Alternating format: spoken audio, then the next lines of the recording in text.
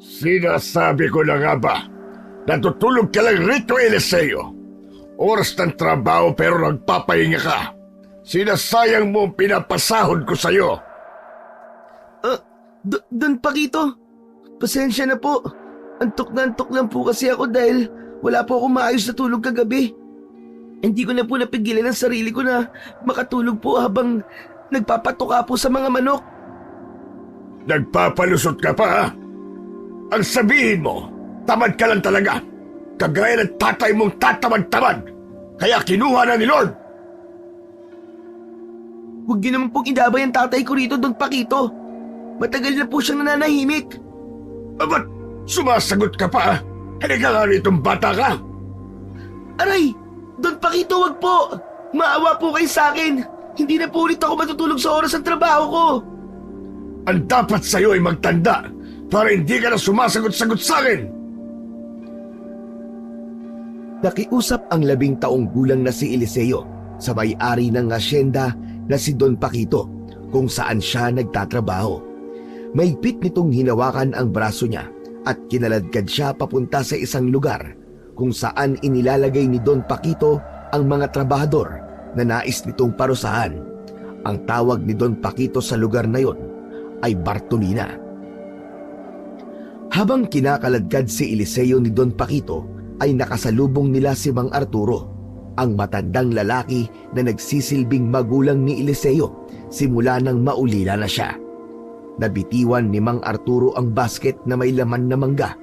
Agad na tumakbo ang matandang lalaki palapit kina Eliseo.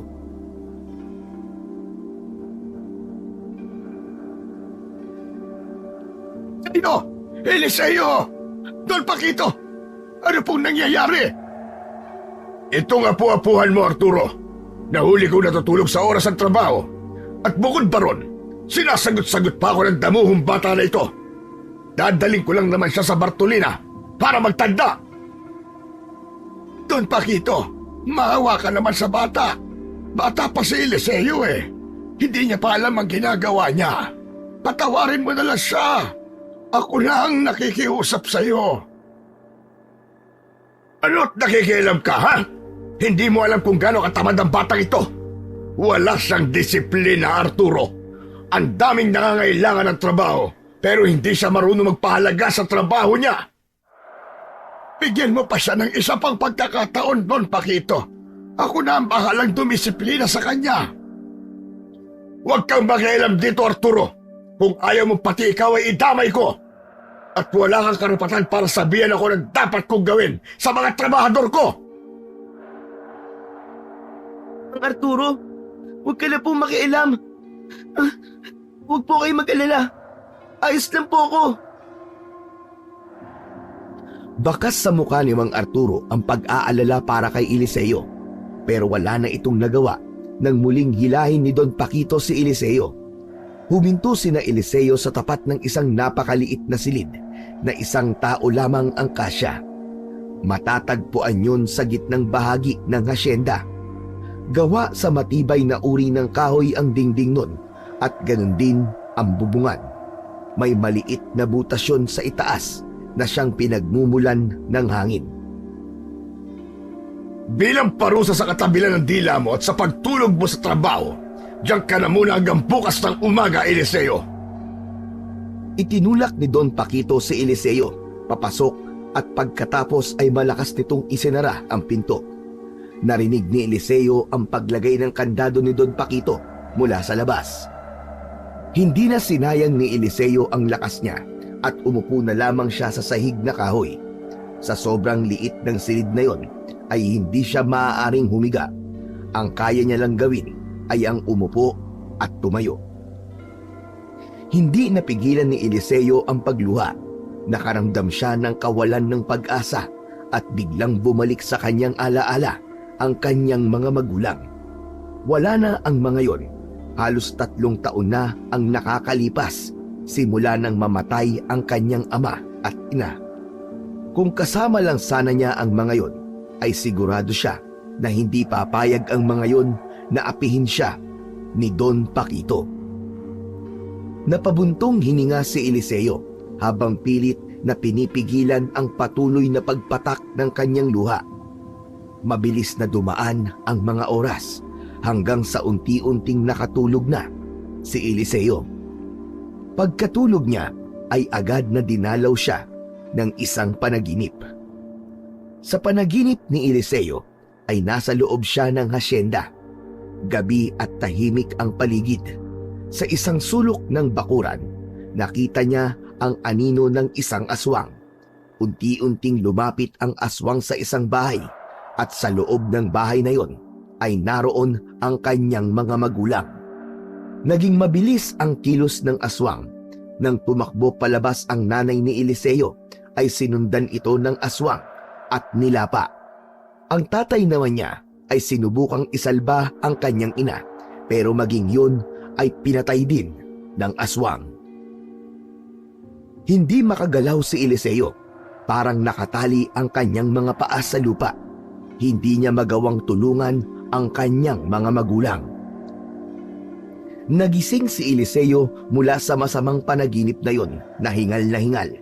Nanginginig siya sa takot at kaba, ngunit alam niya na ang panaginip na yon ay isang pagbabalik tanaw lamang dahil ganun talaga ang ikinamatay ng kanyang mga magulang.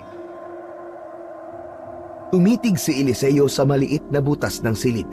Hindi niya alam kung gaano pa siya katagal mananatili roon, ngunit ramdam niya ang pangamba sa bawat segundo na lumilipas. Umaga na nang marinig ni Eliseo ang pag-alis ng kandado sa pinto ng maliit na silid na yon na pinagkulungan sa kanya ni Don Paquito. Dahan-dahan siyang tumayo. Naramdaman niya ang sakit sa kanyang mga tuhod. Bumukas ang pinto at nakita niya si Mang Arturo. Mang Arturo, bakit ikaw po nagbukas nito? Inutusan lang ako ni Don Paquito. Pasalamat ka at pagdamag ka lang niyang ikinulong dito. Salamat po, Mang Arturo. At salamat din sa Diyos. At makakaunat-unat na ako. Tahimik lang na tumango si Mang Arturo at inabot ang kamay ni Eliseo para tulungan siyang makalabas ng silid. Nang nakalabas na siya, sumagap agad siya ng sariwang hangin. Naglakad na lang silang dalawa papunta sa kubo kung saan sila tumutuloy. Habang naglalakad ay naalala ni Eliseo ang napanaginipan niya habang nakakulong siya sa maliit na silid.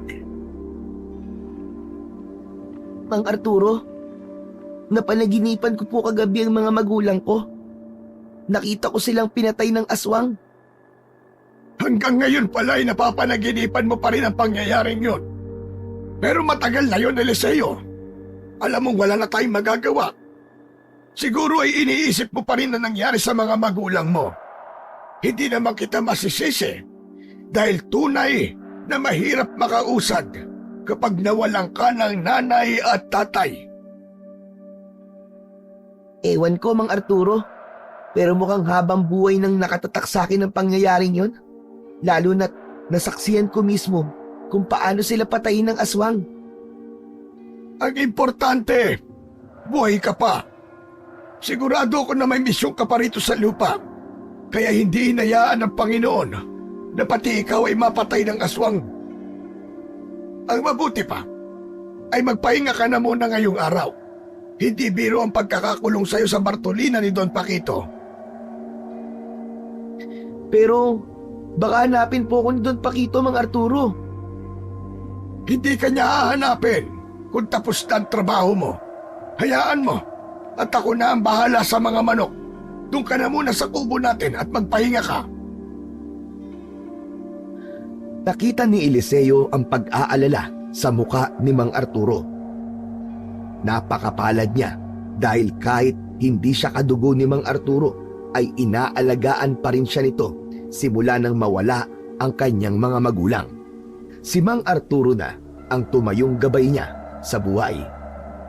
Kinabukasan ay bumalik na si Eliseo sa pagtatrabaho sa manukan. Pinakain niya ang mga manok ni Don Paquito. Naging mabilis ang paglipas ng mga oras At nang matapos siya sa kanyang ginagawa, ay umuwi muna siya sa kanilang kubo para magluto ng ulam nila ni Mang Arturo.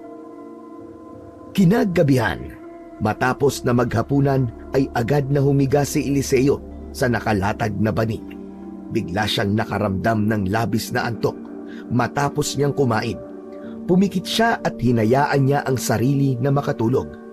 Hindi nagtagal, muling dinalaw si Eliseo ng isang nakakatakot na panaginip. Sa kanyang panaginip ay nasa likuran siya ng bodega sa asyenda. Malamig ang hangin at tahimik ang paligid. Maya-maya pa ay may narinig siyang mga yabag. Pagtingin niya sa kanyang unahan ay may isang babae na tumatakbo. Nakasuot ng bulaklaking blusa ang babae. Sa likod nito ay may isang mabangis na aswang na humahabol dito. Napasigaw ang babae nang maabutan yun ng aswang. Kitang-kita ni Eliseo ang dugong dumaloy sa katawan ng babae nang kagatin ng aswang ang leeg nito. Kinabukasan ng umaga, habang naglalakad sina Eliseo at Mang Arturo patungo sa manukan, ay tahimik lang si Eliseo. Hindi mawala sa isip niya ang babaeng kanyang napanaginipan. Sa hindi kalayuan, nakita niya ang isang babae na pasalubong sa kanila ni Mang Arturo. Bumilis ang kabog ng dibdib ni Eliseo. Napako ang kanyang tingin sa babae. Hindi siya maaaring magkamali. Ang babaeng yun ang nasa panaginip niya na pinatay ng aswang. Agad na nilapitan ni Eliseo ang babae na nagtaka sa paraan ng pagkakatitig dito ni Eliseo. Ate! Ate! Teka lang po. Kailangan ko po kayo makausap. May importante po akong sasabihin sa inyo eh. Ate, ang totoo po niyan, napanaginipan ko po kayo kagabi. Hindi ko alam kung paano ko to sasabihin eh. Pero ate, sa panaginip ko po, inatake po kayo ng isang aswang. Pinatay po kayo ng aswang, ate. Yan pong suot yung damit ngayon, yan din po ang suot nyo sa panaginip ko. Eliseo, ano ba pinagsasasabi mo? Karing, pasensya ka na sa sinasabi ng batang ito ha. Masyado lang talagang malawak ang kanyang imahinasyon. Pero Mang Arturo, totoo po ang mga sinabi ko. Napanaginipan ko po siya kagabi. Pinatay po siya ng aswang sa panaginip ko. Kailangan niya pong mag-ingat. Nakasimangot na umalis ang babae na tinawag ni Mang Arturo sa pangalan na Karing. Nang wala na si Karing, ay saka kinausap ni Mang Arturo si Eliseo. Pambihira ka! Ano bang ginawa mo, Eliseo? Hindi ka dapat nananakot ng ganon sa ibang tao. Hindi po ako nananakot, Mang Arturo. Talagang nakita ko po siya sa panaginip ko kagabi. Baka kasi pangitain yun sa mangyayari kaya naisip kong sabihin sa kanya para makapag-ingat po siya. Ano na nga yung panaginip na yan, Eliseo? Tara na sa manukan para matapos mo nang dapat mong tapusin doon.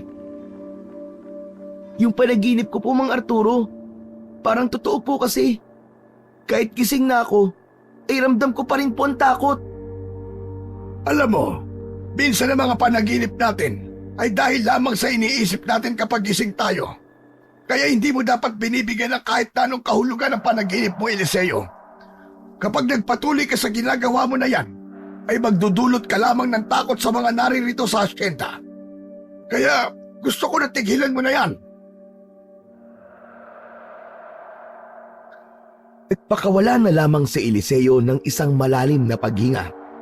Wala naman siyang masamang intensyon kung bakit niya sinabi sa babae na napanaginipan niya ito na pinatay ng aswang.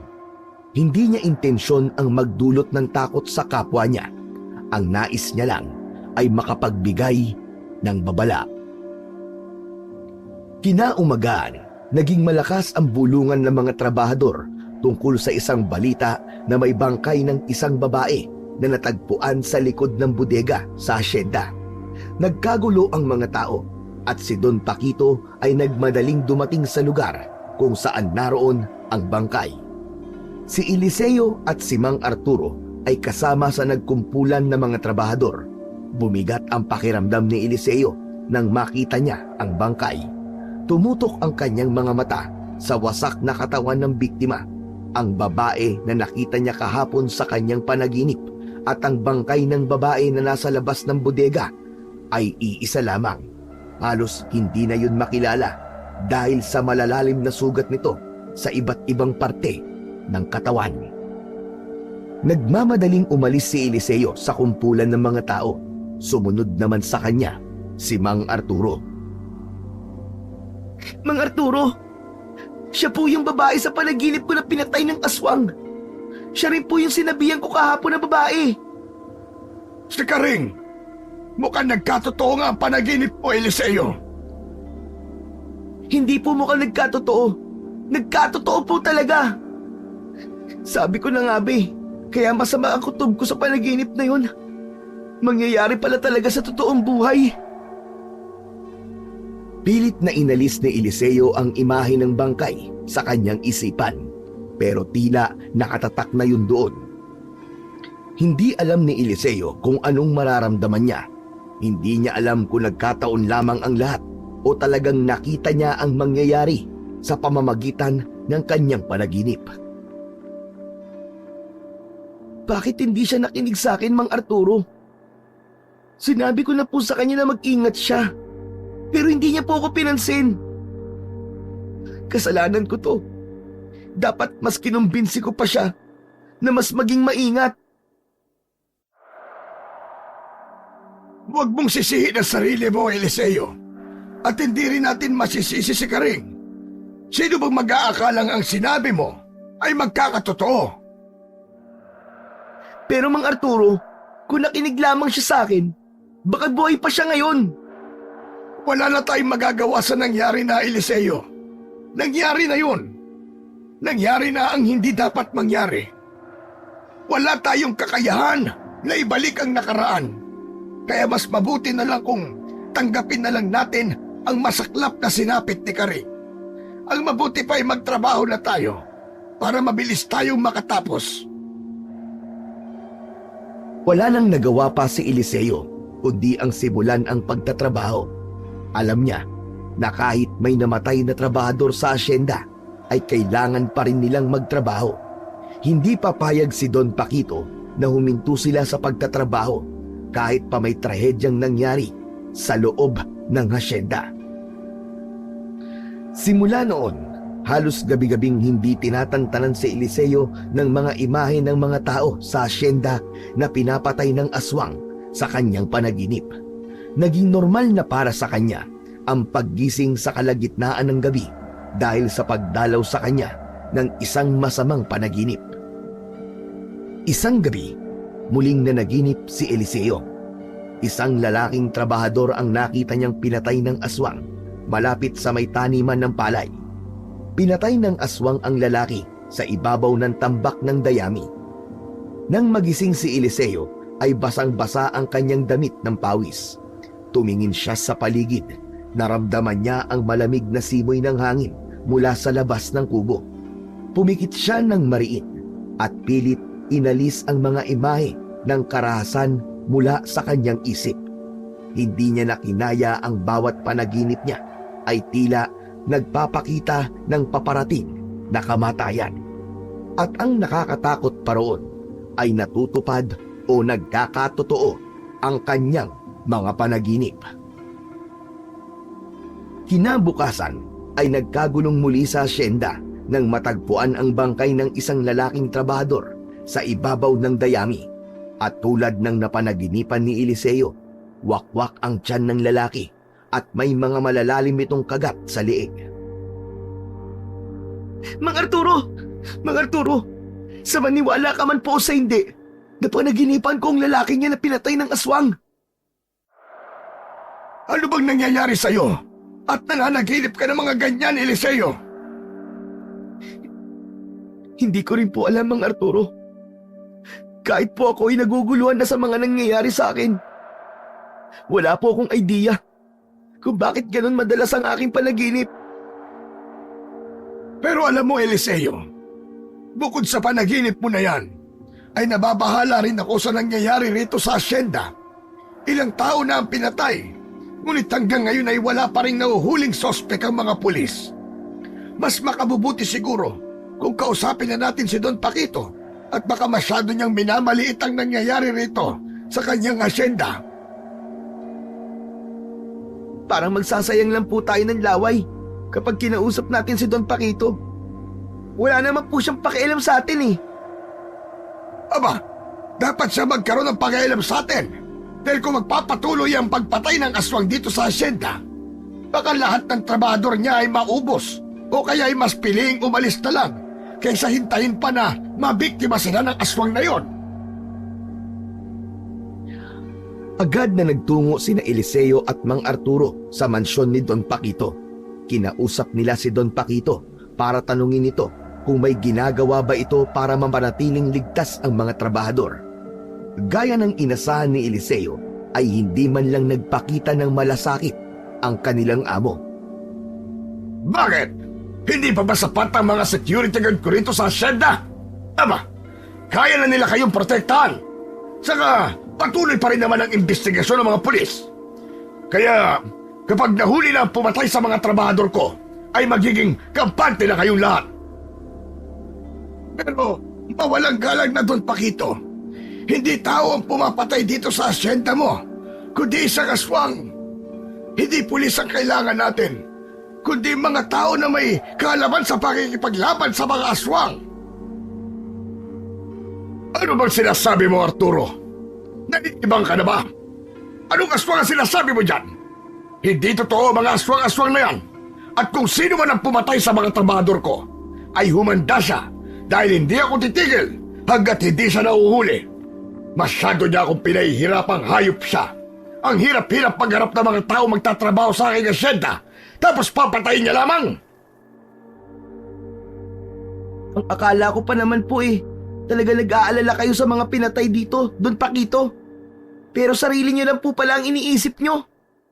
Abat, talagang sumasagot ka pa rin sa akin, bata ka ha?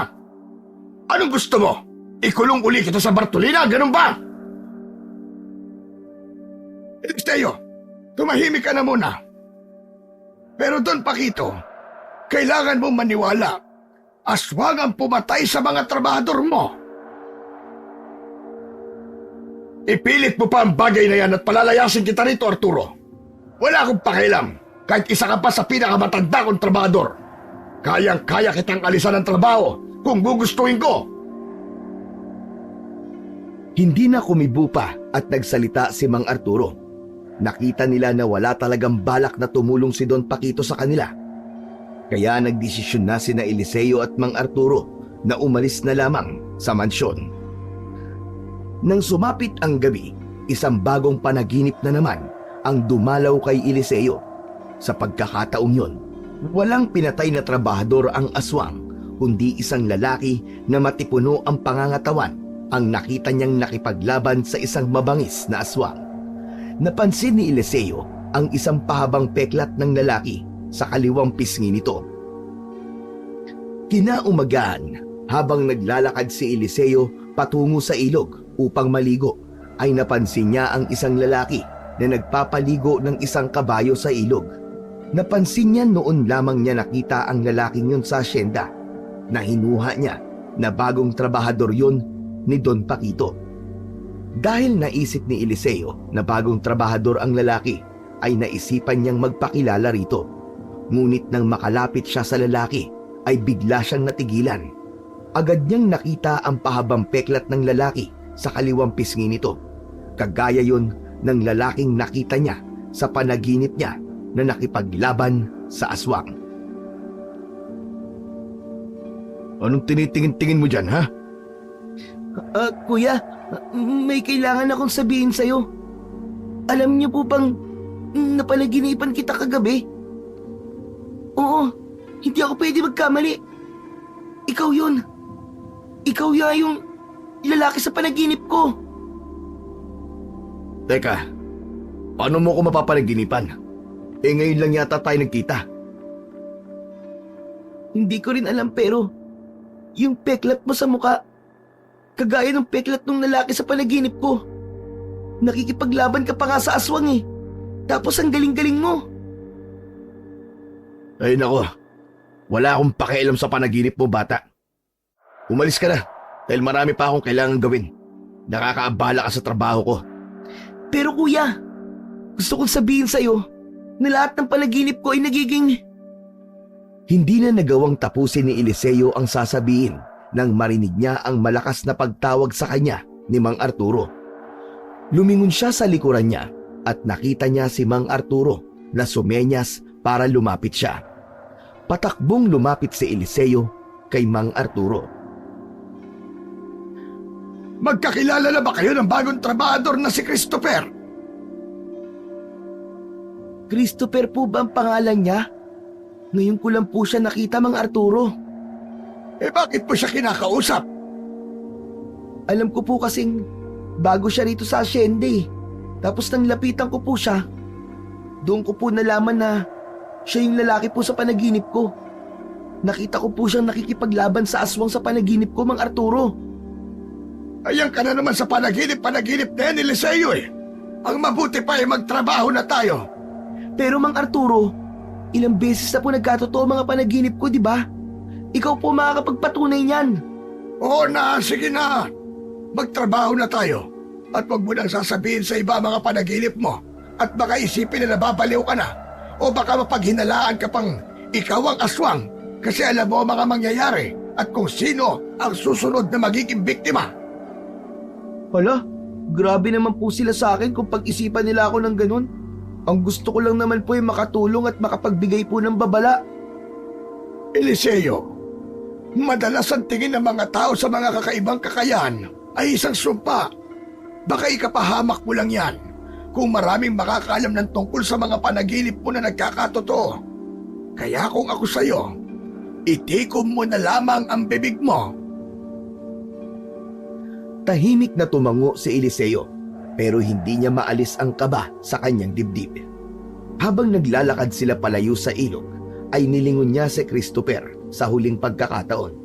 Kung pagbabasihan ni Eliseo ang panaginip niya, ay malakas ang kutob niya na si Christopher ang maaaring maging pag-asa nilang lahat upang matigil na ang pagpatay ng aswang sa asyenda ni Don Paquito. Muling na naginip si Eliseo isang gabi. Sa panaginip niya ay nakita niya ang isang lalaki ang naglalakad sa gubat. Mula sa dilim, isang aswang ang sumulpot at mabilis na sinunggaban ang lalaki. Nakita ni Eliseo kung paano pinaslang ng halimaw ang kawawang biktima. Sinubukan niyang sumigaw, ngulit huli na ang lahat dahil tuluyan nang namatay ang lalaki sa malupit na mga kamay ng aswang. Hindi na kinaya pa ni Eliseo na manahimik na lamang.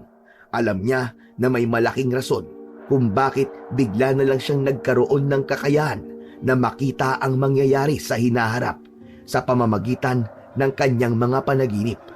At ang rason na naisip niya ay ang iligtas ang mga nagtatrabaho sa asyenda mula sa aswang. Pagkakain niya ng almusal ay nauna na siyang umalis ng kubo kay Mang Arturo. Naglakad-lakad siya sa buong asyenda upang hanapin ang lalaking pinatay ng aswang sa panaginip niya. Hindi nagtagal, nakita niya ang lalaki sa taniman ng mga gulay. Walang pagdadalawang isip na nilapitan ni Eliseo ang naturang lalaki. Kuya, pwede po ba kita makausap ngayon? May tungkol saan naman? Importante ba yan? Mahalaga po sasabihin ko sa inyo eh. Kailangan niyo po mag-ingat. Napanaginipan ko po kayo kagabi. Nakita ko pong pinatay kayo ng aswang. Bata, kung nandito ka para makipagbiruan sa akin, mas mabuti pang umalis ka na lamang. Marami pa akong gagawin at wala akong oras para makipagbiruan sa'yo. Hindi po. Totoo po ang sinasabi ko, Manong. Ilang beses ko na po napanaginipan ng mga tao dito sa asyenda na pinapatay po ng aswang. At lahat po na napanaginipan ko ay nagkatotoo po.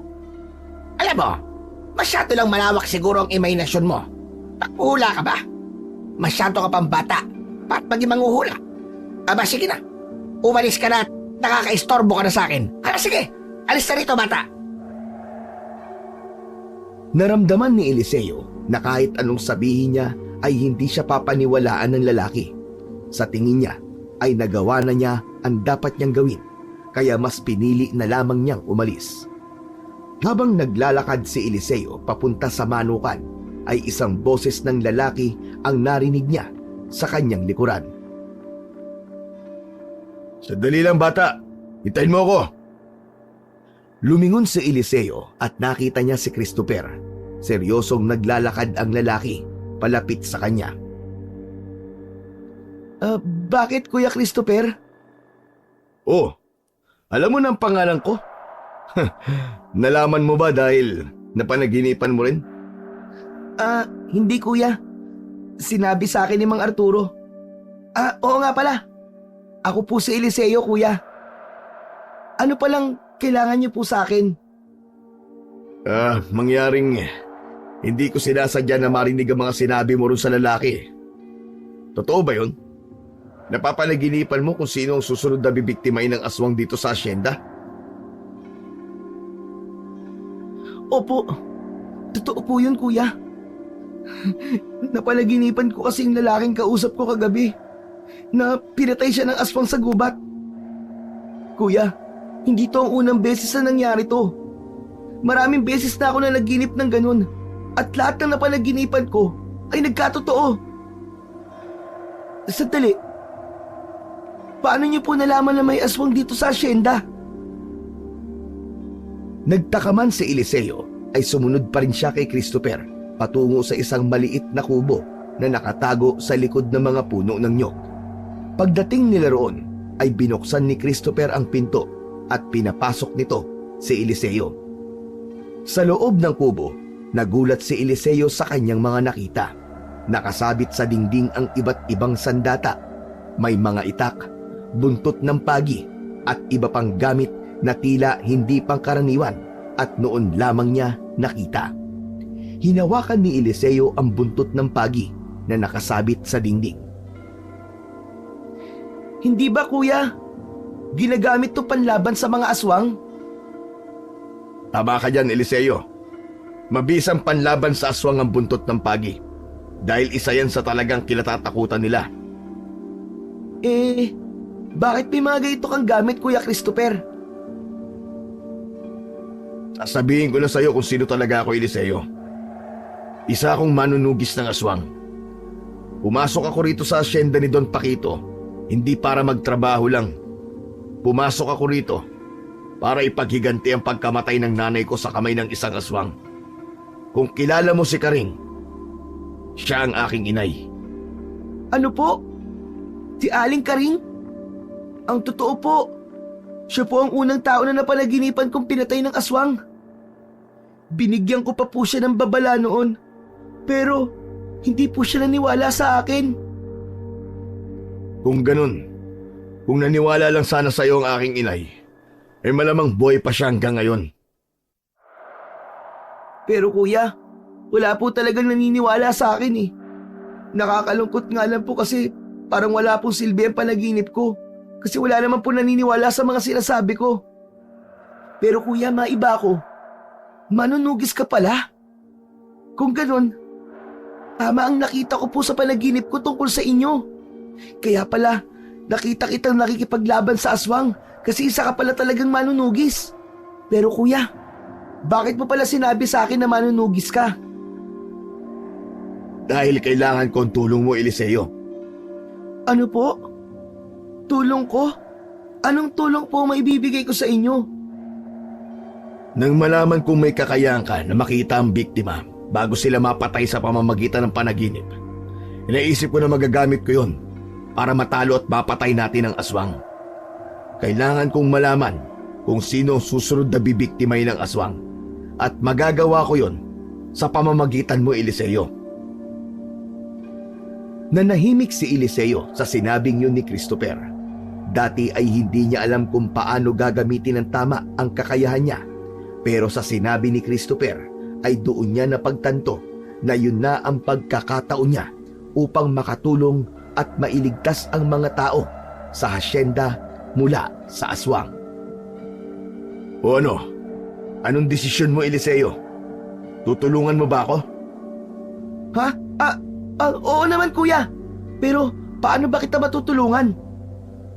Ganito, sa bawat panaginip mo, kailangan mong tandaan ang mga detalye.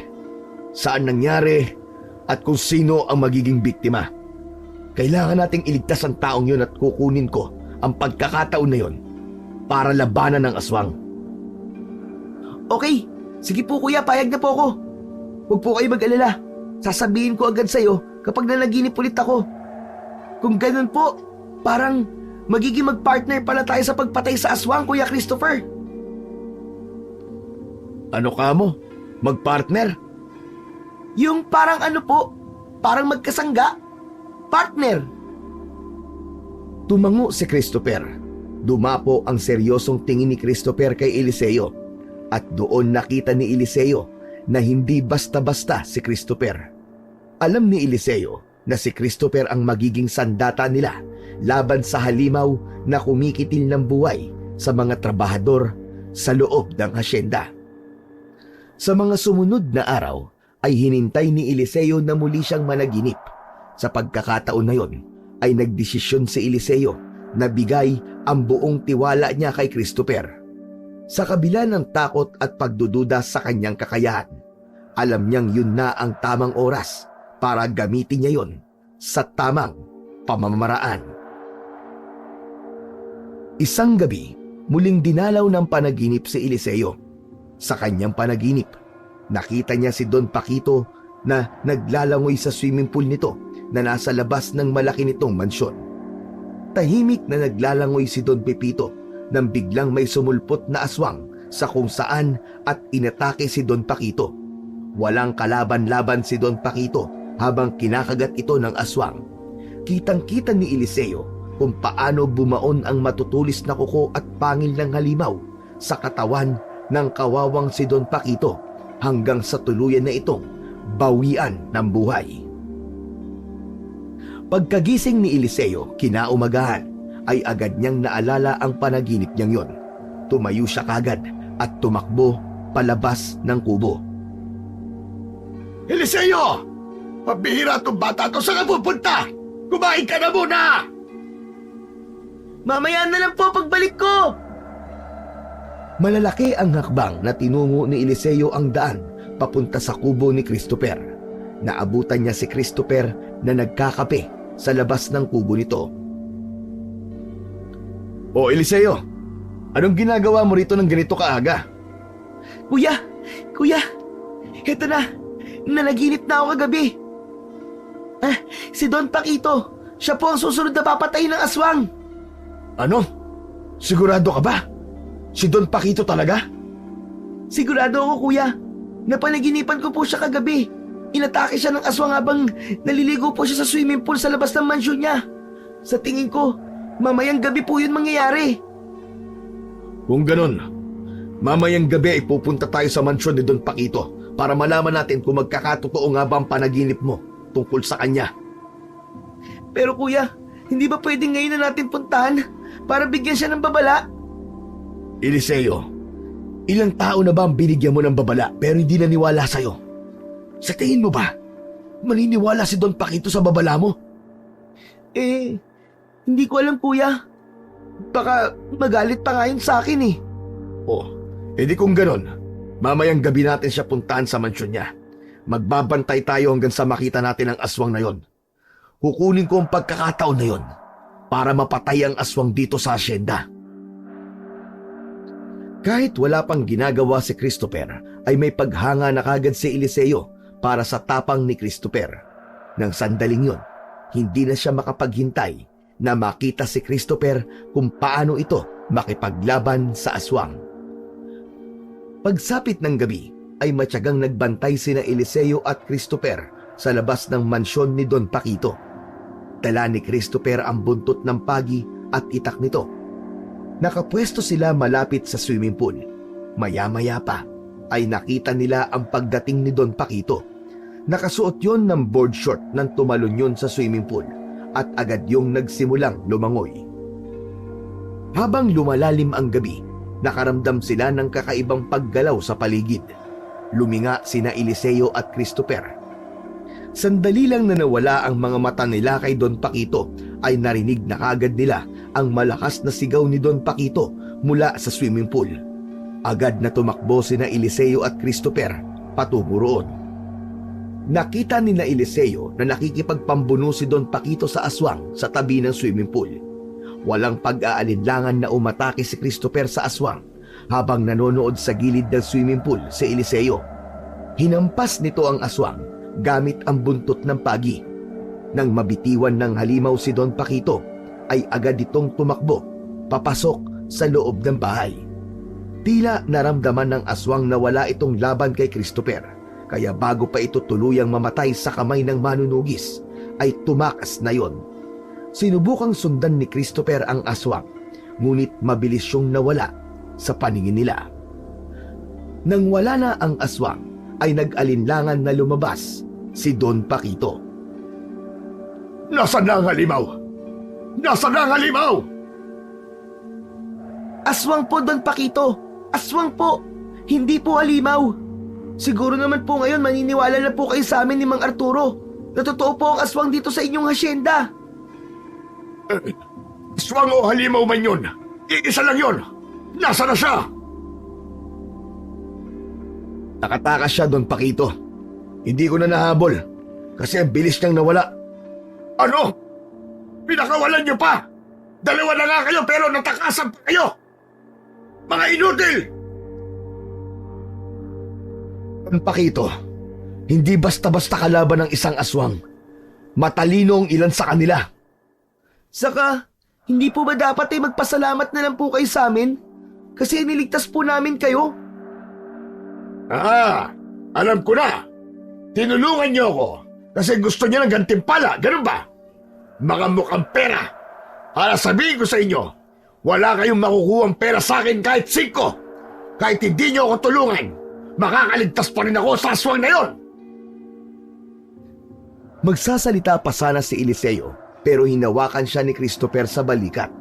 Napatingin siya rito at kahit wala itong sinabi, ay naramdaman niya na nais nitong sabihin na wag na siyang makipagtalo pa kay Don Paquito.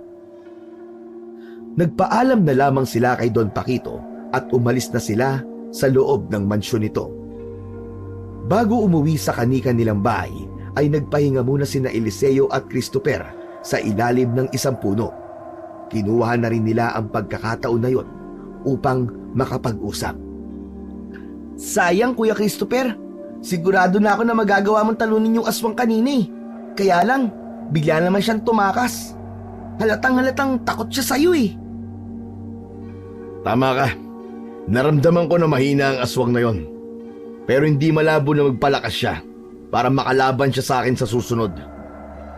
Pero may naisip akong paraan para matalo natin ang aswang. Kailangan nating malaman kung sino siya, Eliseo. Hindi ba't sa panaginip mo, nakikita mo kung sino ang susunod niyang biktima? Hindi mo ba nalalaman kung sino talaga ang aswang? Nakikita ko lang po kung sino ang biktima. Pero hindi ko po nakikita ang mukha ng aswang. Hindi ko nakikita kung ano ang itsura niya kapag nasaan yung tao siya. Sayang. Kung meron lang sanang paraan para mapalakas pa ang kakayahan mo, baka sakaling makita mo rin kung sino ang aswang. Natahimik si Eliseo. Nakuha niya ang punto ni Christopher, ngunit wala siyang kilalang tao na may kakayahan na mapalakas o mas mapalawak pa ang kakaiba niyang kakayahan. Matapos ang ilang minutong pag-uusap, ay nagdesisyon na sina Eliseo at Christopher na umuwi na sa kani-kanilang kubo upang makapagpahinga na. Pagdating ni Eliseo sa kubo nila, ay nagulat siya dahil gising pa si Mang Arturo. Nakaupo yun sa sahig at matiim na nakatingin sa kanya.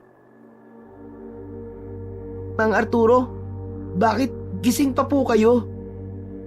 Tama ba ang narinig ko, Eliseo? Magkasama kayo ni Christopher para tugisin ang aswang dito sa asyenda. Huwag mo nang subukang magsinungaling.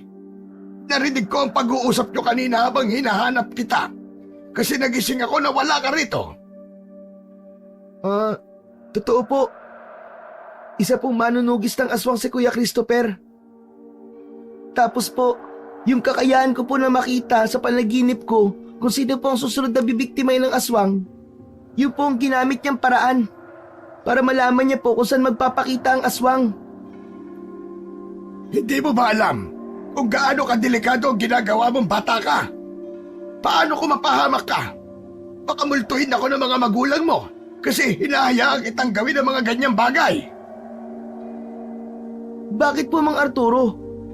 Patitigilin niyo po ba ako sa pagtulong ko kay Kuya Christopher? Pasensya na po, pero tutulungan ko pa rin siya hanggang sa mapatay niya ang aswang. Ito na po ang pagkakataon ko para magamit ko po sa tama ang kakayahan ko. Kaya sana po, suportahan niyo na lang po ako, Mang Arturo. Matagal na hindi nakapagsalita si Mang Arturo. Nakatingin lang ito kay Eliseo. Makalipas ang ilang sandali, ay marahan itong tumango. Siguro nga ay wala na akong magagawa para pigilan ka. 15 anyos ka na, Eliseo. Kahit paano ay kaya mo lang magdesisyon para sa sarili mo. Kung yan ang gusto mo, sige. Hahayaan kita. Pero ipangako mo sa akin na mag-iingat ka at hindi mangyayari sa iyo ang nangyari sa mga magulang mo. Malaki po ang tiwala ko kay Kuya Christopher. Alam ko pong hindi niya ako pababayaan. Mabuti naman kung ganon. Sana'y talagang kaya kanyang protektahan, Eliseo. Kanina, narinig ko rin sa pag-uusap niyo na naghahanap kayo ng paraan para mapalakas ang kakayahan mo, tama ba? Tama po, Mang Arturo. Naisip po kasi ni Kuya Christopher na baka kapag lumakas ang kakayahan ko, ay makikita ko na rin po kung sino ang aswang kapag nasaan yung tao siya. Para sa ganun po, ay mas madali namin siya matatalo. Alam mo kasi, Eliseo, meron akong alam na paraan para mapalakas ang kakayahan mo na yan. Talaga po, Mang Arturo? Seryoso po kayo? Meron po kayong kilala na pwedeng palakasin ang kakayahan ko? Oo, meron akong kilala. At nasa harapan mo na siya ngayon. Ano po? Ikaw po yun, Mang Arturo? Ama ka, ako nga yun. At bago ko ituro ang kailangan mong malaman, Eliseo, kailangan kong ipagtapat ang isang bagay sa iyo. Hindi mo na itatanong. Isa kong albularyo. Matagal na nga lang akong tumigil dahil mas binigyan ko ng atensyon ang trabaho ko rito sa asyenda dahil kailangan kong kumita na salapi. Pero ngayon, kailangan ko nang balikan ang pagkatao ko na yon upang tulungan ka, Eliseo. O siya, handa ka na bang malaman ng paraan kung paano mapapalakas ang kakayahan mo? Marahang tumango si Eliseo.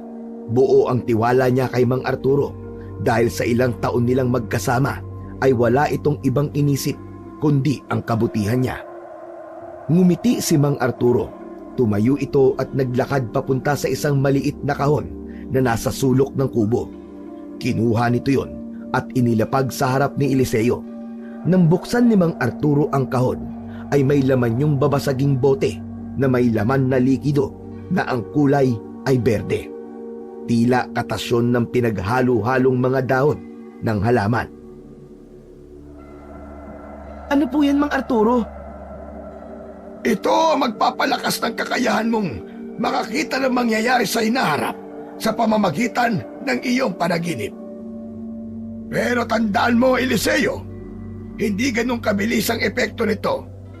Kailangan ay maging matyaga ka lang at maniwala sa kapangyarihan na ibibigay sa iyo ng likidong ito.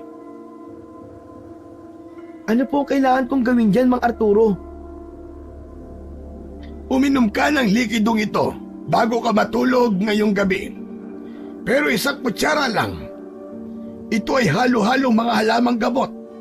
Mabagal ang proseso nito, kaya huwag kang maiinip. Ngunit pagdating ng tamang oras, magsisimula kang makakita ng mas malalim at detalyado na katotohanan sa iyong mga panaginip. Kinuha ni Eliseo ang bote at tiningnan yun. Muli siyang nagpasalamat kay Mang Arturo sa tulong nito sa kanya. Bago siya matulog ng gabing yon, ay uminom muna siya ng isang kutsara ng likidong yon. Halos bumaligtad naman ang sikmura ni Eliseo sa lasa ng likido. Sobrang pait nun na parang may kasamang bulok na isda. Ganun pa man, tiniis na lamang niya yon dahil alam niya na may magandang idudulot ang sakripisyo niya para sa kaligtasan ng mga trabahador sa asyenda. Sa loob ng ilang gabi ay walang palya na iniinom ni Eliseo ang likido na ibinigay ni Mang Arturo sa kanya. Kahit paano ay nasanay na siya sa lasa nun. Ngunit napansin ni Eliseo na wala na siyang napanaginipan na susunod na magiging biktima ng aswang. Ganun pa man, hindi niya yon binigyan ng kung anong kahulugan at inisip niya na sadyang wala pa naman talagang mabibiktima ang aswang kaya hindi pa siya nananaginip. Isang umaga, nagulat sina Eliseo at Mang Arturo nang makarinig sila ng sigawan sa labas ng kubo habang sila ay nag-aalmusal. Narinig nila na meron daw natagpo ang patay malapit sa manukan. Nagmamadaling lumabas si Eliseo at tumakbo siya papunta sa manukan. May mga tao na naroon na nagkakagulo hanggang sa nakita niya ang walang buhay na katawan ng isang lalaki. Maraming kagat at kalmot yon sa iba't ibang parte ng katawan. Nagulat si Eliseo nang may tumapik sa likod niya at nang lumingon siya ay nakita niya si Christopher. Ayon kay Christopher ay kailangan nilang mag-usap. Lumayo sila sa kumpulan ng mga tao at nag-usap sila sa ilalim ng isang puno ng mangga. Bakit hindi mo sinabi sa akin na may mabibiktima na naman ng aswang? Hindi ba nag-usap na tayo? Kapag may nakita ka sa panaginip mo, ay sasabihin mo agad sa akin. Pero kuya, hindi ko nakita sa panaginip ko ang pagkamatay ng lalaking yun eh. Ilang gabi na nga akong walang napapanaginipan na kahit na ano. Paano hindi mo nakita, Eliseo? Umaasa ako sa'yo. Maraming buhay na nakasalalay sa kakayahan mong yan. Kung hindi mo nakikita kung sino ang susunod na biktima, paano natin sila maililigtas? Sorry naman kuya, hindi ko rin talaga alam kung ano nangyayari sa akin eh. Pero hayaan mo, kapag nagkaroon ulit ako ng panaginip, ay sasabihin ko kagad sa'yo. Pasensya na talaga Kuya Christopher. Umaasa ako sa'yo, Eliseo. Malaki ang ginagampanan ng kakayahan mo para mapatay natin ang aswang. Hindi ako galit sa'yo. Nagagalit ako sa aswang dahil may napatay na naman siya. Sigurado ako na hindi siya titigil hanggat hindi natin siya napapatay. Determinadong tumango si Eliseo. Alam niya kung gaano kaseryoso ang sitwasyon nila sa asyenda. Bawat gabing lumilipas ay maaaring may magiging biktima na naman ang aswang. Kaya naman umasa si Eliseo na magiging maayos na muli ang mga pangitain niya sa kanyang panaginip. Matapos makipag-usap kay Christopher, ay bumalik na si Eliseo sa kubo nila. Nakita niya roon si Mang Arturo na nagbibihis na para pumasok sa trabaho.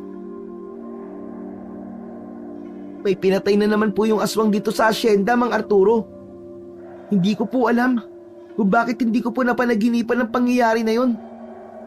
Sana po nailigtas namin siya ni Kuya Christopher.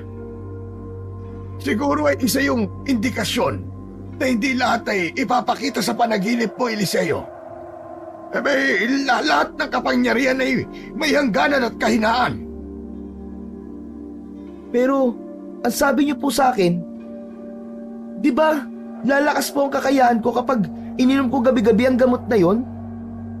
Ginagawa ko naman po yun, pero bakit parang mas lalong humina po ang kakayahan ko, Mang Arturo? Dududa ka ba sa akin, Eliseo? Hindi naman po sa ganon. Malaki po ang tiwala ko sa inyo, Mang Arturo. Nagtataka lang po talaga ako sa nangyayari. Marahil ay parte lamang yan ang proseso sa paglakas ng kakayahan mo. Hindi ba't sinabi ko sa'yo na mabagal ang proseso niyan? Huwag kang mainip. Ang kailangan mong gawin ay maghintay. Maging matyaga ka lamang. Siguro nga po. Pero sana po mapanaginipan ko pa rin kung sino ang susunod na magiging biktima ng aswang para mailigtas namin sila ni Kuya Christopher. Kinagabihan, habang tulog si Mang Arturo sa tabi ni Eliseo, ay gising na gising pa rin siya.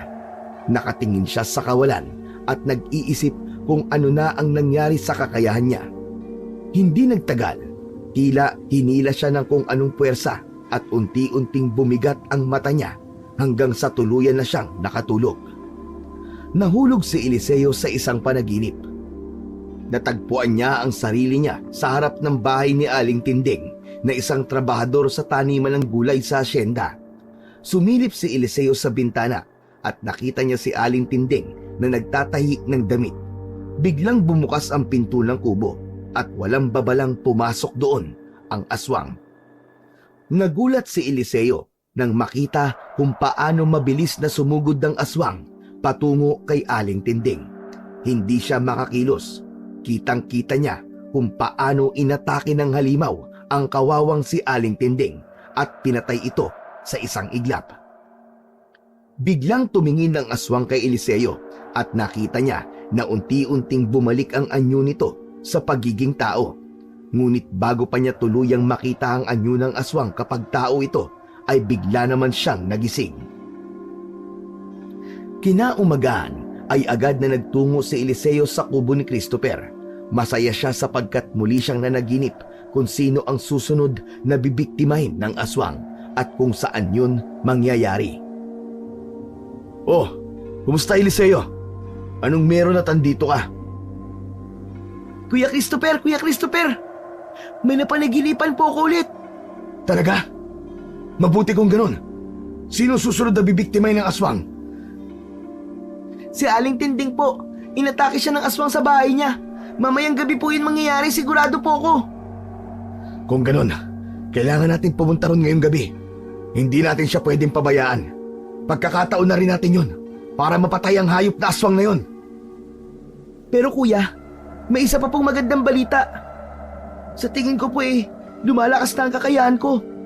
Sa panaginip ko kasi kagabi ay nakita kong nag-aanyong tao yung aswang. Pero biglaan na lang po ako nagising kaya hindi ko po nakita kung anong totoong itsura niya Pero sigurado po ako, sa mga susunod ko pang panaginip ay makikita ko na po kung sino talaga ang aswang. Magandang balita nga yan, Eliseo. Ngunit, huwag mong pilitin ang sarili mo ha. Hayaan mo lang na ang panaginip mo na magpakita sa'yo ng dapat niyang ipakita sa'yo. Sa ngayon, mag-focus muna tayo kay Aling Tinding. Kailangan natin siguraduhin na ligtas siya mamayang gabi. Tumango si Eliseo at kahit ilang oras pa bago sumapit ang dilim, ay agad na niyang inihanda ang kanyang sarili. Pagkagat ng dilim, ay nagkita sina Eliseo at Christopher. Dala ni Christopher ang buntot ng pagi at itak nito. Nagtungo sila sa labas ng kubo ni Aling Tinding. Nagbantay sila roon habang nakatago sa ilalim ng isang puno ng mangga. Pagdating nila sa bahay ni Aling Tinding, tahimik ang paligid. Walang senyales ng anumang kaguluhan. Dahan-dahan silang lumapit sa may pinto at nagdesisyong magbantay mula sa likuran ng mga puno, malapit sa may bahay. Matyaga silang naghintay sa anumang senyales ng paparating na aswang. Lumipas ang ilang oras pero walang aswang ang dumating. Inabot na sila ng madaling araw, ngunit walang pag-atake ng aswang kay Aling Tinding ang nangyari. Bakit ganun? Bakit wala pa rin yung aswang hanggang ngayon? Kanina pa tayo rito, kuya. Hindi kaya nagkamali ka? Sigurado ka ba na si Aling Tinding talaga ang nakita mo sa panaginip mo? Oo, kuya, sigurado ako. Si Aling Tinding talaga yun. Bakit ganun? Bakit wala pa rin yung aswang? Hindi po kaya alam ng aswang na nandito tayo kaya hindi niya itinuloy ang pagpatay niya kay Aling Tinding? Hindi na nagawang makasagot ni Christopher sa sinabing yun ni Eliseo nang bigla silang makarinig ng sigawan mula sa mansyon ni Don Paquito. Agad na napatingin sina Eliseo at Christopher sa direksyon ng mansyon. Ano yun, kuya? Para nagkakagulo sa mansyon ni Don Paquito. Halika, pumunta tayo ron para malaman natin. Mabilis silang tumakbo patungo sa mansyon ni Don Paquito. Pagdating nila roon, nagkakagulo na ang mga kasambahay at ilang trabahador. Napansin nila si Don Paquito na duguan at wala ng malay habang sinasakay sa kotse. Isang kasambahay ang agad na tinanong ni Eliseo kung anong nangyari kay Don Paquito. Ayon sa kasambahay, inatake si Don Paquito ng aswang habang mag-isa itong nag-iinom sa balkonahe ng silid nito. Bigla na lang daw narinig ng mga kasambahay ang sigaw ni Don Paquito kaya natulungan ito bago tuluyang mapatay ng aswang. Nang umalis na ang kasambahay ay nagtatakang tumingin si Eliseo kay Christopher. Hindi yun ang inasahan niyang mangyayari sa gabing yun dahil si Alin Tinding ang nakita niyang inatake ng aswang at hindi si Don Paquito. Bakit hindi si Alin Tinding ang inatake ng aswang, Eliseo? Sigurado ka bang siya talaga nakita mo? Oo nga kuya, sigurado ako. Sinagot ko na yan kanina, di ba? Kitang-kita ko po kung paano inatake at pinatay ng aswang si Alin Tinding sa panaginip ko. Pero bakit ganun? Bakit si Don Paquito ang inatake ng aswang? Ano ba nangyayari sa kakayahan ko, kuya? May mali eh. Hindi ko alam kung ano yung mali. Pero hindi ko maintindihan. Hindi makapaniwala si Eliseo. Noon pa man, laging tama ang kanyang mga panaginip. Hindi pa siya nagkakamali sa mga nauna niyang nakita. Ngunit ng sandaling yon ay tila iba na ang nangyayari. Sa palagay ko, sinasadya ng aswang na lituhin ka, Eliseo. Marahil ay alam niya na nalalaman mo kung sino susunod niyang biktima. Pero paano po niya magagawa yun? Hindi ko nga po kilala kung sino ang aswang para masabi niya na may ganito akong kakayahan. Hindi ko alam kung anong dapat nating gawin. Pero kailangan nating maging mas maingat. Hindi natin pwedeng asahan na laging magiging eksakto ang mga panaginip mo, Eliseo. Hindi ko na alam kung paano ko makikita kung sino ang susunod, kuya. Kung sino ang magiging biktima ng aswang sa mga susunod na gabi. Pakiramdam ko, wala na po akong maitutulong sa'yo, kuya. Eliseo, hindi to panahon para magduda ka sa sarili mo. Kaya natin to. Kailangan na natin pag-aralan kung paano gumagalaw ang aswang. Kung hindi natin malalaman kung sino ang susunod niyang biktima o kung saan siya susunod na atake, ay kailangan palagi tayong handa sa anumang pwedeng mangyari. Hindi na sumagot si Eliseo. Alam niyang tama si Christopher, ngunit hindi niya pa rin maalis sa sarili ang kabiguan na naramdaman niya para sa kanyang sarili. Isang hapon, habang nakaupo si Eliseo sa ilalim ng lilim ng puno, ay inisip niya ang mga kakaibang pangyayari sa kanyang buhay. Hindi pa rin niya maalis sa isip niya kung bakit hindi na nagiging tama ang mga panaginip niya. Dati-rati ay palaging tama ang panaginip niya. Palagi yung nangyayari sa realidad. Ngunit ng sandaling yon, tila ba may nagbago? Labis na nabahala si Eliseo. Naisip niya na kailangan niyang malaman kung ano ang nangyari at mas naging mahina ang kakayahan niya.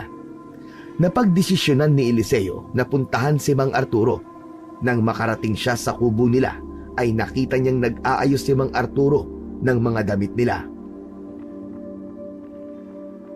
Mang Arturo, may gusto po sana akong itanong eh. Okay lang po ba nakausapin kita ngayon? Tungkol ba saan? Sa mga panaginip mo na naman ba, Eliseo? Opo. Hindi ko na po kasi alam kung bakit hindi na po tumutugma ang nakikita ko sa panaginip ko sa kung ano ang mangyayari. Dati po laging tama, pero ngayon, puro mali na po napapanaginipan ko. Naisip ko lang po kung may mali ba sa ginagawa ko, baka binabawi na po ng Diyos ang kakayahan ko. Wala kang dapat ipag-alala, Eliseo. Magpatuloy ka lang sa pag-inom ng gamot na binigay ko sa'yo. Malaki ang may tutulong nun para bumalik ang kakayahan mong makakita ng hinaharap sa pamamagitan ng panaginip. Kailangan lang ng oras para umepekto ito ng husto. Sige po, Mang Arturo. Magpapatuloy po ako sa pag-inom ng gamot. Magtiwala ka lang, Eliseo. Ganyan nga. Lahat ng bagay ay may tamang panahon. Muling nagtiwala si Eliseo kay Mang Arturo sa pagkakataon na yon. Alam niya na gaya niya ay walang ibang nais si Mang Arturo kundi ang tuluyang bumalik ang kakayahan niya nang sa gayon ay matukoy na nila kung sino nga ba talaga ang aswang sa hasyenda ni Don Paquito. Kinabukasan, matapos ang trabaho ni Eliseo sa manukan, ay nilapitan siya ni Christopher. Nagtungo sila sa kubo nito upang makapag-usap sila ng walang ibang tao na makakarinig. Nahalata ni Eliseo na balisa si Christopher ng sandaling yon. Eliseo, may itatanong ako sa'yo.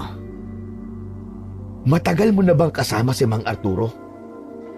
Oo, kuya. Matagal na kami magkasama. Siya na ang parang tumayong tatay ko mula nang mawala mga magulang ko dahil pinatay sila ng aswang. Meron ba siyang anak? Wala po. Alam kong hindi siya nakapag-asawa kaya sa pagkakaalam ko ay wala siyang anak. Bakit niyo naman po naitanong yun, kuya? Kasi kagabi, nakita ko si Mang Arturo sa labas ng asyenda. May kausap siyang isang lalaki na hindi ko kilala. Pero narinig kong tinawag ni Mang Arturo na anak ang lalaking yon. Nagulat si Eliseo sa sinabi ni Christopher.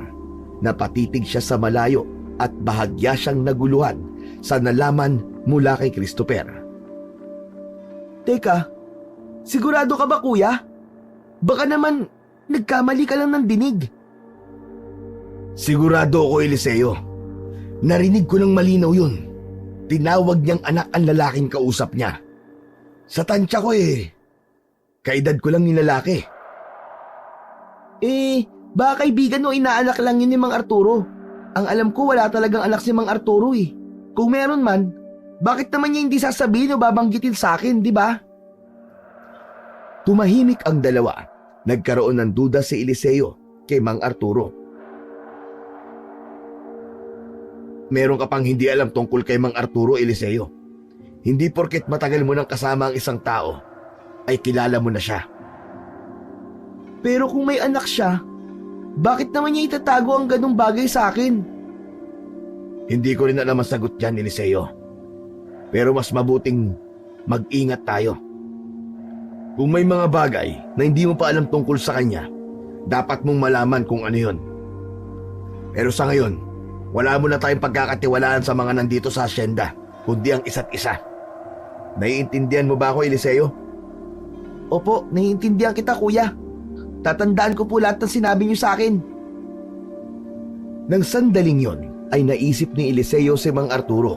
Sa mga sinabi ni Christopher, ay doon niya napagtanto na kahit araw-araw silang magkasama ni Mang Arturo sa iisang bubong, sa mahabang panahon, ay masasabi niya na marami pa rin siyang hindi alam sa matandang lalaki. Makalipas ang ilang araw, halos naging sunod-sunod na ang mga pagpatay ng aswang sa hasyenda ni Don Paquito. Pakiramdam ni Eliseo ay wala siyang silbi dahil hindi niya na natutulungan si Christopher para maiwasan ang mga pagpatay ng aswang. Sa bawat pagpanaw ng mga trabahador at residente ng hasyenda ay lalong nadadagdagan ang bigat sa dibdib ni Eliseo. Isang tanghali, habang nagpapahinga si Eliseo sa ilalim ng isang puno, ay lumapit si Christopher sa kanya. Ang lalim naman ang iniisip mo. Baka gusto mong ibahagi sa akin yan, Eliseo. Ikaw pala, kuya. Malungkot lang po ako. Pakiramdam ko kasi nawawala ng kakayahan ko na makakita sa panaginip kung ano ang susunod na gagawin ng aswang. Pakiramdam ko po, wala na. Wala na akong silbi sa inyo. Matanong lang kita, Eliseo.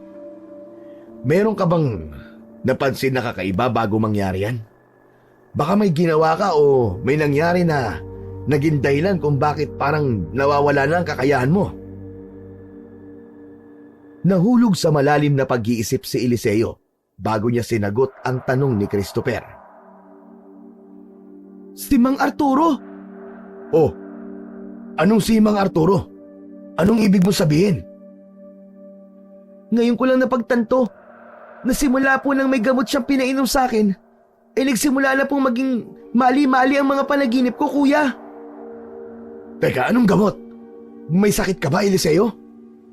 Wala po akong sakit, kuya. Nabanggit ko kasi kay Mang Arturo na gusto kong mapalakas ang kakayahan ko. Ang sabi po niya, kapag ininom ko ang gamot na yon, ay mas magiging malinaw at detalyado ang mga panaginip ko. Pero nasimulan ko nang inumin ang gamot na binigay niya, kabaligtaran po nangyari. Baka nga ang gamot na yun ang dahilan, Eliseo. Baka may kinalaman ng gamot na pinapainom sa Mang Arturo sa pagkawala ng kakayahan mo. Baka imbis na palakasin ka, pinapahina ka ng gamot na yun. Pero kuya, bakit naman gagawin sa akin yun ni Mang Arturo? Hindi ko rin alam ang sagot dyan. Kaya nga, sinabi ko sa'yo na ang isa't isa lang ang pagkakatiwalaan natin. Dahil sigurado tayo na parehas tayo ng layunin. Ganito, simula sa araw na to, huwag mo nang iinumin ang gamot na yon. Tapos pakiramdaman mo ang sarili mo at ang mga mangyayari sa'yo. Sabihin mo agad sa akin ang mapapansin mo, ha? May mali sa ginagawa ni Mang Arturo. Maging mapagmatsyag ka. Hindi ko sinasabing masama siya, pero may mga bagay na hindi mo pa alam tungkol sa kanya. Dapat nating alamin kung ano yon. Sige kuya, hindi ko na muna iinumin ang gamot na binigay niya sa akin at susubaybayan ko si Mang Arturo. Yan, ganyan nga ang gawin mo, Eliseo. Pero mag-iingat ka. Kung may tinatago si Mang Arturo, malalaman natin yan. Walang sekreto o baho ang hindi sumisingaw. Tumahimik si Eliseo at inisip ang lahat ng sinabi ni Christopher. Lalong bumigat ang kanyang pakiramdam. Matagal niya nang pinagkatiwalaan si Mang Arturo, ngunit sa puntong yon ay hindi na siya sigurado kung kakampi ba o kalaban ba niya ang taong kumupkup sa kanya. Masakit man pero kailangang ihanda ni Eliseo ang posibilidad na may itinatago nga si Mang Arturo. Isang gabi, mag-isang nakaupo si Eliseo sa labas ng kubo. Nakatanaw siya sa kalangitang puno ng bituin. Kinakausap niya sa isip niya ang kanyang mga magulang. Humingi siya ng gabay sa mga yon, sa mga dapat niyang gawin. Maya-maya pa ay lumabas si Mang Arturo mula sa kubo. Tumayo ito sa tabi niya. Hindi ka pa ba matutulog, Eliseo? Maya-maya na po ako matutulog, Mang Arturo. Hindi pa po kasi ako inaantok eh. Eliseo, napapansin kong hindi mo na iniinom ang gamot na ibinigay ko sa'yo. Natigilan si Eliseo. Bigla siyang nanlamig at agad siyang nag-isip ng idadahilan niya kay Mang Arturo. Gabi-gabi ko pa rin pong iniinom yun, Mang Arturo. Siguro po hindi niyo lang po napapansin. Ganun ba? Mabuti naman. Kailangan mong ubusin ang isang bote ng gamot na yon, Eliseo. Malaking tulong yun para sa kakayahan mo. Sa totoo lang mas lalo ka pang lalakas basta maghintay ka lamang. Huwag kang maiinip. Naniniwala naman po ako sa inyo. Ay, oo nga pala. Sandali lang po at iinom lang po ako ngayon. Baka makalimutan ko pa. Nang pumasok si Eliseo sa kubo, ay sinundan siya ni Mang Arturo. Kinabahan siya at naisip niya na baka nais makasiguro ni Mang Arturo na umiinom pa rin siya ng gamot na ibinigay nito. Kumuha ng kutsara si Eliseo at inilabas niya ang bote ng gamot. Naglagay siya nun sa kutsara. Habang nakatingin si Mang Arturo, ay inilagay niya sa loob ng bibig niya ang kutsarang may lamang gamot. Ngumiti pa nga siya kay Mang Arturo pagkatapos.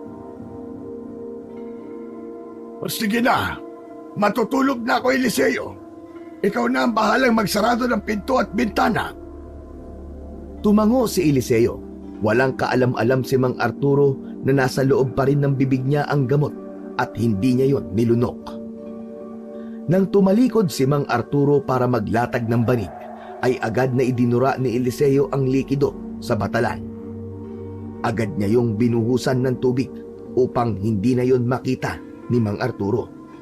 Sa pagkakataon na yon ay kay Christopher na siya nagtiwala. Nais niyang malaman kung babalik ba ang kakayahan niya kapag tumigil na siya sa pag-inom ng gamot na yon. Sa pagtulog ni Eliseo kinagabihan ay dinalaw siya ng isang panaginip. Nasa gitna ng isang kagubatan si Eliseo at nang sumulyap siya sa likod ay natanaw niya si Mang Arturo. Isang aswang ang umatake kay Mang Arturo at agad nung kinagat sa liig ang matandang lalaki. Sumigaw si Mang Arturo. Sinubukang tulungan ni Eliseo si Mang Arturo, ngunit hindi siya makaalis sa kanyang kinatatayuan. Napabalikwas ng gising si Eliseo sa panaginip niyang yun. Sa lahat ng naging panaginip niya, ay yun ang pinaka nakakatakot dahil si Mang Arturo ang nakita niyang pinatay ng aswang. Pagtingin niya sa kanyang tabi ay wala si Mang Arturo. Tumayo si Eliseo at nang lumabas siya ng kubo ay nakita niya si Mang Arturo na nagkakape sa labas. Eliseo, ang aga mo namang magising. Aba, 4:00 pa lamang ng madaling araw. Mang Arturo, kailangan niyo pong mag-ingat. Nanaginip po kasi ako eh. Ikaw po ang susunod na magiging biktima ng aswang. Abay, parang imposible naman yung sinasabi mo, Eliseo. Ako? Mabibiktima ng aswang? Abay, malabong mangyari yan. Hindi ako kagaya ng ibang tao rito sa asyenda na walang pag-iingat. Isa pa, akala ko ba'y mali-mali pa rin ang napapanaginipan mo? Baka naman hindi yan mangyayari kagaya ng mga napanaginipan mo nitong nakaraan. Pero iba po talaga yung panaginip ko tungkol sa inyo eh. Parang totoo po talaga siya. Pakiusap po, Mang Arturo. Mag-iingat po kayo. Oo na, sige na. Saka, kahit hindi mo naman ako sabihan palagi ako nag-iingat. Sige na iyo, inaantok ka pa. Matulog ka na lang ulit. Ngunit hindi na nagawang makabalik ni Eliseo sa pagtulog. Imbis na muling mahiga, ay dumiretso siya sa kubo ni Christopher. Mahigit 1 linggo na siyang hindi umiinom ng gamot na ibinigay ni Mang Arturo at simula nang hindi niya na yun ininom, ay noon lang ulit siya nagkaroon ng ganung panaginip na parang totoo. Malakas na kinatok ni Eliseo ang pinto ng kubo ni Christopher. Bumukas yun at bumungad sa kanya ang pupungas-pungas na si Christopher. Ano ba, Eliseo? Parang paaga ng paaga ang pagpunta mo rito ah. Kuya, nanaginip po ako ulit. Nakita ko po kung sino ang susunod na magiging biktima ng aswang. Sino? Si Mang Arturo po. Sinabi ko na po sa kanya pero ayaw niya po makinig sa akin eh. Binaliwala lang niya po ang babala ko. Sigurado ka ba na tama na yung panaginip mo, Eliseo? Sigurado na po ako, kuya. Iba po yung pakiramdam ko talaga eh. Si Mang Arturo talaga ang susunod na bibiktimay ng aswang. Sa tingin ko po, bumalik na po ang kakayahan ko simula nung hindi ko na iniinom yung gamot na ibinigay niya sa akin. Mukhang tama nga hinala natin na may kinalaman ng gamot na yon, kaya humina ang kakayahan mo, Eliseo. Kaya nga, kuya. Pero ano pong gagawin natin ngayon? Kailangan natin protektahan si Mang Arturo. Ngunit kailangan din nating alamin kung bakit kanya binigyan ng ganong klase ng gamot. Sa kabila ng pagbigay ni Mang Arturo kay Eliseo ng gamot para humina ang kanyang kakayahan, ay nanaig pa rin sa kanya ang kagustuhan niyang protektahan si Mang Arturo. Mas nangibabaw pa rin sa kanya ang magagandang bagay na ginawa nito para sa kanya kaysa sa isang pagkakamali na nagawa nito. Gabi-gabi ay walang sawang nagbabantay sina Eliseo at Christopher kay Mang Arturo. Walang kaalam-alam si Mang Arturo na palaging nakamasid dito sina Eliseo. Ngunit lumipas ang ilang gabi ay wala pa ring pag-atake ng aswang ang nangyari kay Mang Arturo. Ilang gabi na tayo nagbabantay dito ah. Pero mukhang wala namang nangyayari kay Mang Arturo. Baka naman hindi pa rin bumabalik ang kakayahan mo, Eliseo.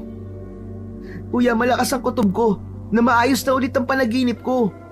Ang kailangan lang natin gawin ay ipagpatuloy ang pagbabantay kay Mang Arturo para masiguro natin ang kaligtasan niya.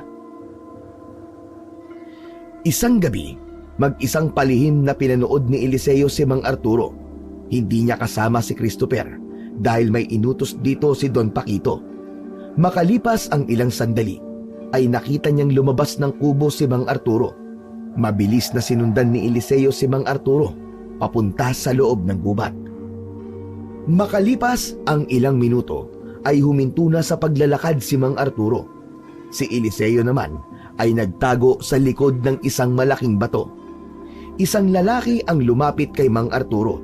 Maliwanag ang buwan, kaya kahit paano ay nakita ni Eliseo ang mukha ng lalaki. Yun nga lang, hindi yun pamilyar sa kanya. Noon lamang niya nakita ang lalaking kinatagpo ni Mang Arturo sa gubat.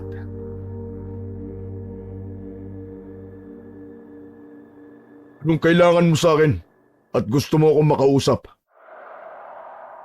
Romano, gusto kong itigil mo na ang pagpatay sa mga trabahador dito sa asyenda. Mas makabubuting umalis ka na lang dito, anak. Kumikilos na sina Eliseo at Christopher para tugisin ka. Ayoko mapahamak ka, lalo na't alam kong isang mahusay na manunugi si Christopher. Hindi ako aalis dito. Ikaw ang nagpapunta sa akin dito. Kaya bakit ngayon ay bigla mo na lang akong papaalisin? Kailangan kong mabuhay. Alam mong hindi ko kayang hindi kumain ng tao. Nagulat si Eliseo sa narinig.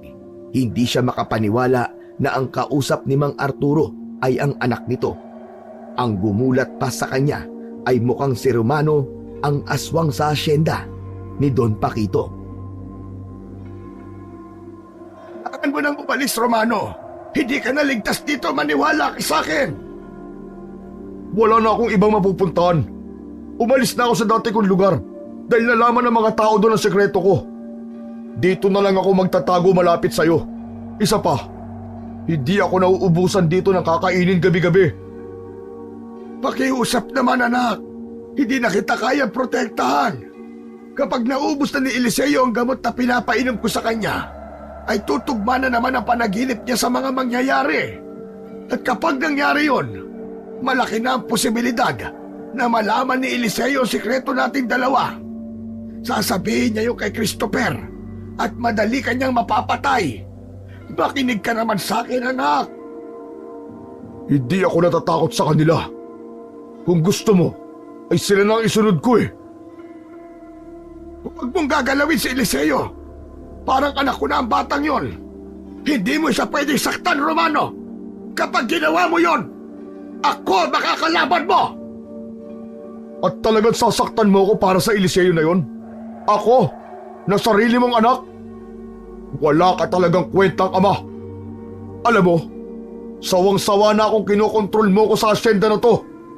Ang mabuti pa siguro ay mawala ka na ng tuluyan para mapatay ko na ang lahat ng tao rito. Hindi lang si Mang Arturo ang nagimbal nang unti-unting nagbago ang anyo ni Romano. Maging si Eliseo ay hindi makapaniwala nang makita niya si Romano na nag-anyong aswang. Agad na naalala ni Eliseo ang panaginip niya na inatake at pinatay ng aswang si Mang Arturo. Doon niya napagtanto na mangyayari na ang panaginip na yon sa sandali na yon. Anong ginagawa mo? Ako ang tatay mo, anak! Tatay nga kita, pero ikinahiya mo ako. Mabuti pa si nanay, hindi niya ako itinatago. Sa bagay, tao ka nga pala, habang si nanay ay kagaya kong aswang. Masyado kang nakasarili, kaya mas mabuti pang patayin na lang kita.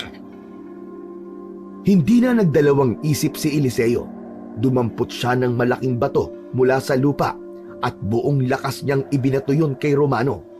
Tumama ang bato sa ulo ni Romano at naging dahilan upang pansamantalang mapigilan ang pag-atake nito kay Mang Arturo. Bumaling ang aswang kay Eliseo, nanlilisik ang mga mata nun at naglalaway na akala mo ay gutom na gutom. Natigilan si Eliseo. Alam niyang hindi niya kayang labanan ng aswang ng mag-isa. Mabilis na sumugod ang aswang sa kanya.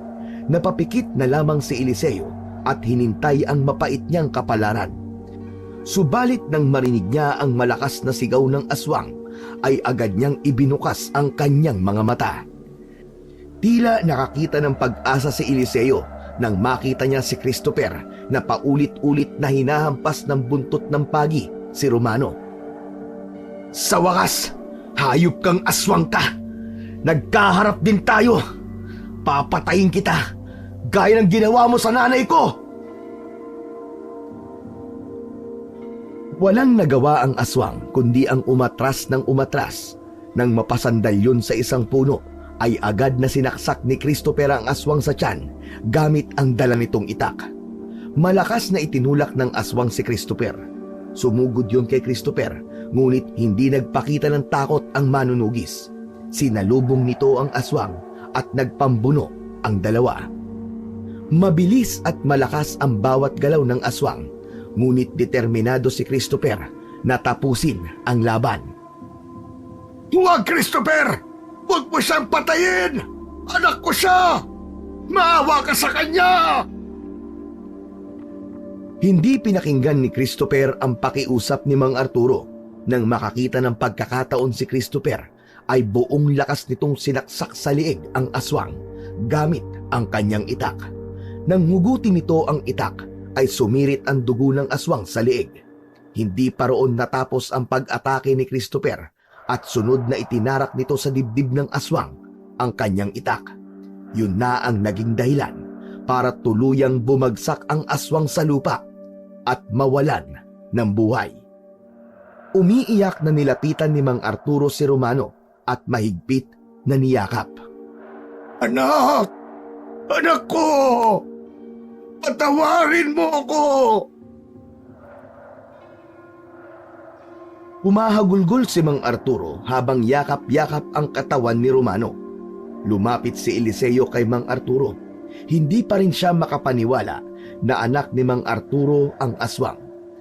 Nahihiyang tumingin si Mang Arturo kay Eliseo. Nagkamali ako, Eliseo. Ang akala ko mapoprotektahan ko siya rito.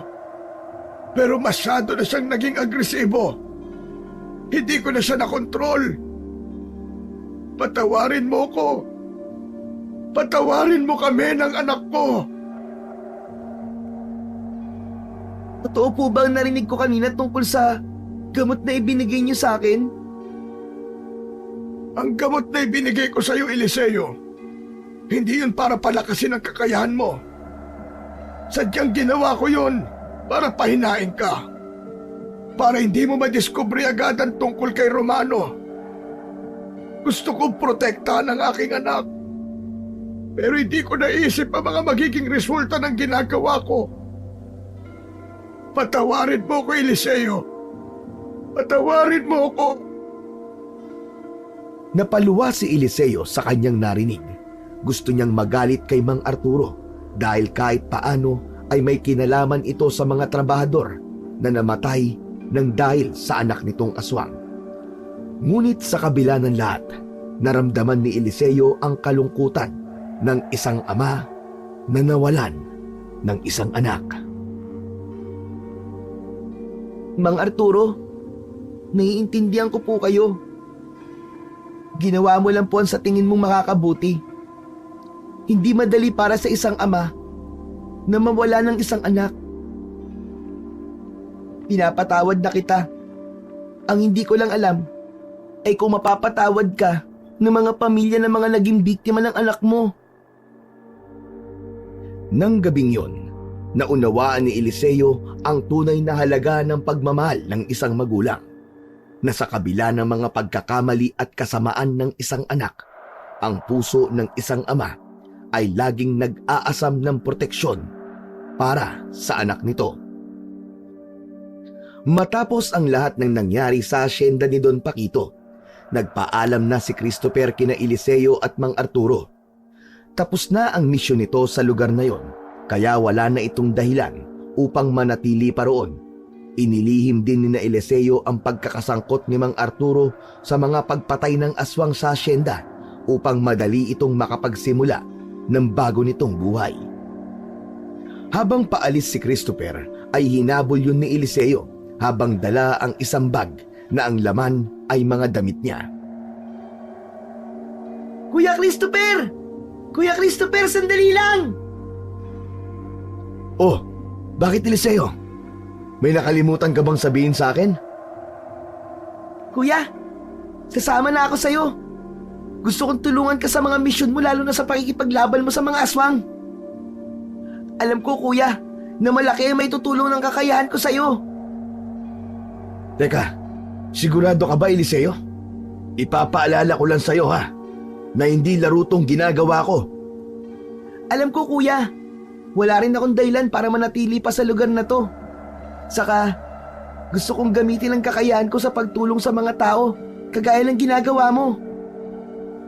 Sandaling natahimik si Christopher. Kinabahan si Eliseo dahil baka hindi pumayag si Christopher sa gusto niyang mangyari.